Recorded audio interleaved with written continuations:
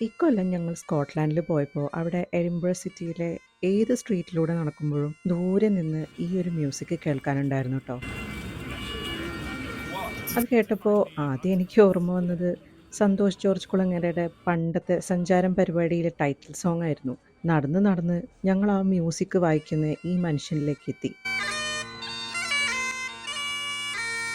ഈ മ്യൂസിക്കിനൊരു വലിയ കഥയുണ്ട് ട്ടോ. നൂറുകണക്കിന് വർഷങ്ങൾക്ക് മുൻപ് സ്കോട്ടിഷ് യോദ്ധാക്കളുടെ യുദ്ധസംഗീതമായിരുന്നു ബാക്ക് പൈപ്പ്. അദ്ദേഹത്തിന്റെ കയ്യിലുള്ള ആ ഇൻസ്ട്രുമെന്റ് ആണ് ട്ടോ ബാക്ക് പൈപ്പ്. യുദ്ധത്തിന് മുൻപ് സൈന്യത്തിന് ധൈര്യം നൽകാനും ഒരുമിപ്പിക്കാനും യുദ്ധത്തിൽ വീണ സൈനികരെ ആദരിക്കാനും ഈ സംഗീതം ഉപയോഗിച്ചിരുന്നു. ഇന്ന് യുദ്ധങ്ങളൊന്നുമില്ല, പക്ഷേ ആ പാരമ്പര്യവും ആത്മാവും എല്ലാം ഇപ്പോഴും ആ മ്യൂസിക്കിൽ ജീവിക്കുന്നുണ്ട്.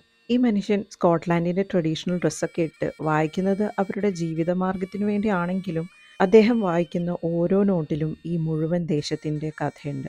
ഓരോ യാത്രയിലും ഇങ്ങനെ ചില നിമിഷങ്ങൾ കാഴ്ചയേക്കാൾ ഉപരി ചരിത്രപരമായി നമുക്ക് വളരെയധികം ഫീൽ ചെയ്യിപ്പിക്കാറുണ്ട് ട്ടോ. എനിക്കങ്ങനെ തോന്നിയതായിരുന്നു ഈ മ്യൂസിക്. സ്കോട്ട്ലാൻഡിന്റെ ഒരു ഹാർട്ട് ബീറ്റ് പോലെ.